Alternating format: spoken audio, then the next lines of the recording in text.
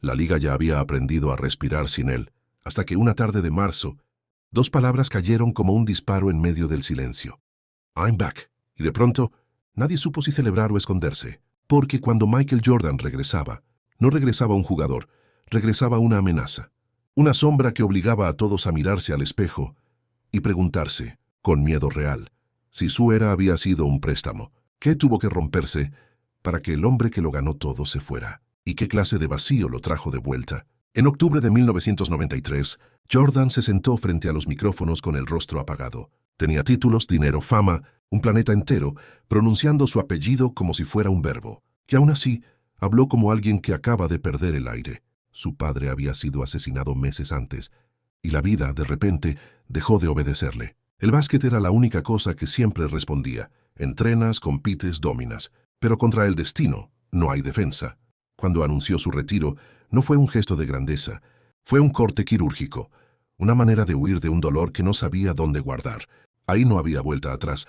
El rey se había bajado del trono mientras el castillo seguía aplaudiendo. Chicago intentó seguir.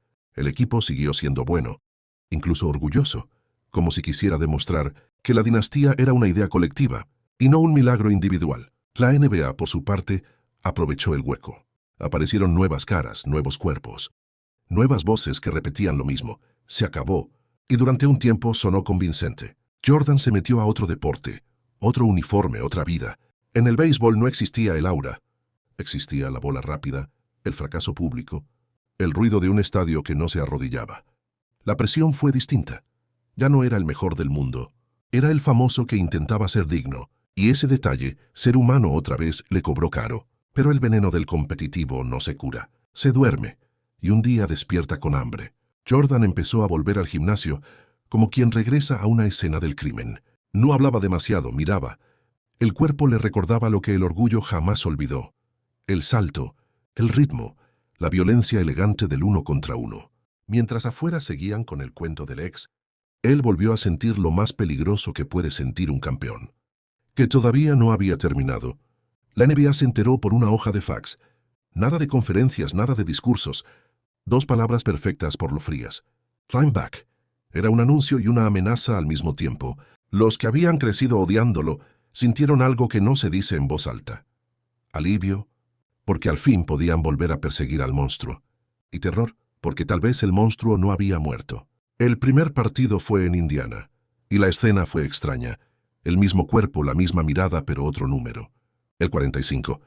Como si Jordan quisiera nacer otra vez sin tocar el fantasma del 23, como si aquel uniforme anterior estuviera manchado por una vida que ya no existía. Jugó 43 minutos y anotó 19, pero el equipo perdió en tiempo extra. Para cualquiera, era un regreso digno. Para él fue una bofetada, porque Jordan no volvía para estar bien. Volvía para imponer, y esa noche entendió algo que jamás había tenido que aceptar. El tiempo también defiende. La tensión subió en cuestión de días. En un partido temprano, clavó un tiro ganador como si la memoria todavía estuviera caliente, y el rumor empezó a moverse. Tal vez sí.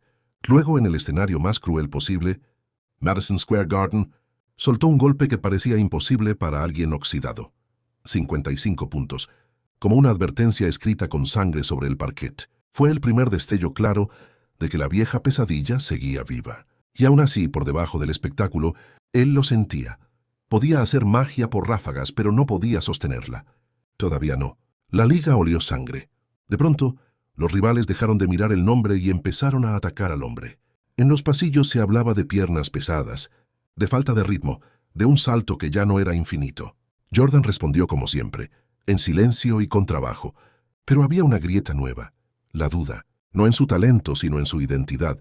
¿Quién era Jordan si no podía dominar? ¿Qué quedaba de su mito si la historia seguía sin él? Y entonces llegó el Orlando Magic, jóvenes, atrevidos, con Shaq y Penny, sosteniendo el futuro como si ya les perteneciera. En el primer juego de la serie, Jordan perdió una pelota en el cierre, robada desde atrás. Un robo simple, brutal, casi simbólico. La nueva era arrancándole el balón al viejo rey. Después Nick Anderson soltó una frase que viajó por la liga como pólvora, que el 45 no explotaba como el 23. Y esa línea no fue solo trash talk, fue una sentencia pública. Ahí ocurrió el segundo punto de no retorno. Por primera vez, Alguien se atrevió a decir que el mito era vencible, y sobrevivió para contarlo. La respuesta de Jordan fue visceral. Cambió de vuelta al 23, como quien se pone una armadura, vieja que todavía huele a guerra, aún con la liga encima, aún con multas y reglas que a él le parecían un detalle menor cuando su orgullo estaba en juego, y empezó a castigar, no con sonrisas, sino con una frialdad casi ofensiva. Ganó el siguiente juego con una furia que parecía personal, como si cada canasta estuviera dirigida a la boca que se atrevió a hablar. Pero el daño ya estaba hecho.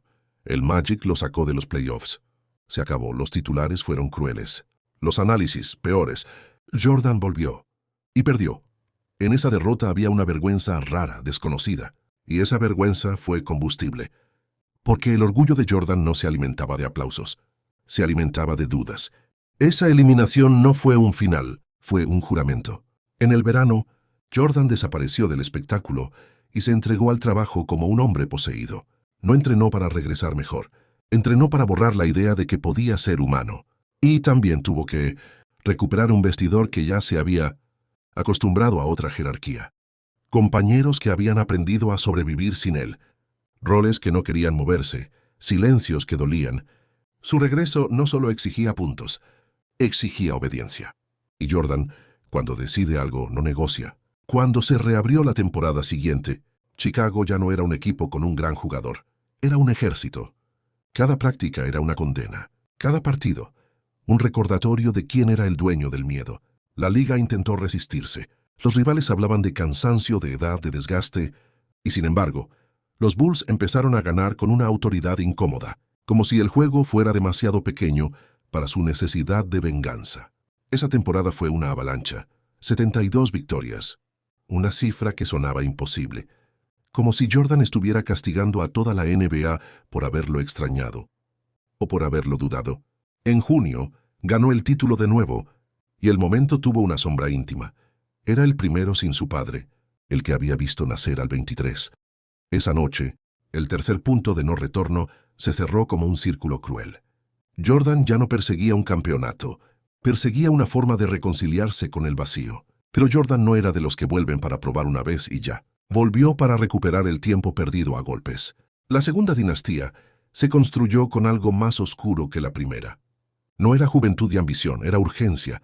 Era la conciencia de que el reloj ya estaba corriendo y de que, si el cuerpo fallaba, nadie lo perdonaría. Cada final apretado era una prueba. Cada noche mala, un recordatorio de que el mito podía romperse. Afuera, el mundo lo consumía como espectáculo. Adentro, Jordan vivía como rehén de su propia leyenda.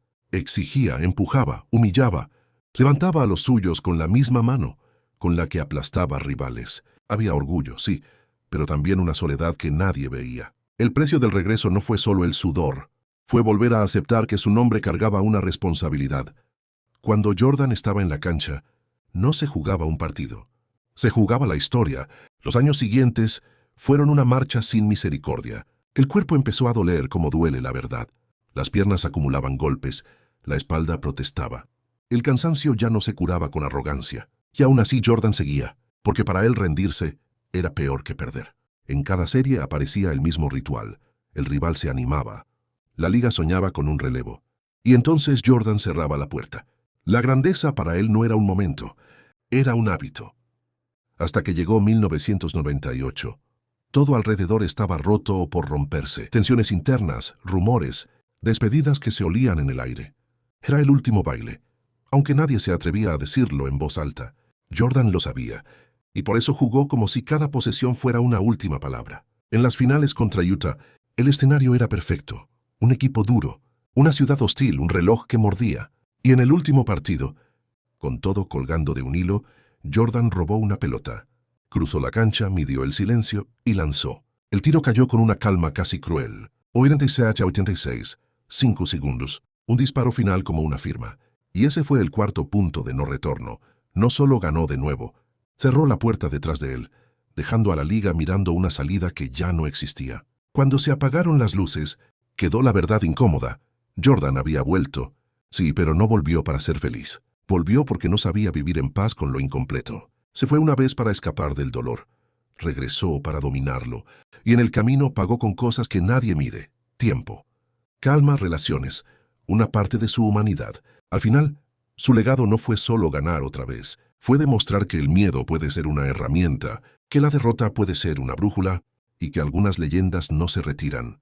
Solo se esconden hasta que el mundo se olvida de tener miedo. Si quieres más historias así, narradas como documentales, intensos sobre los momentos que cambiaron la NBA para siempre, suscríbete ahora y acompáñame en el próximo episodio.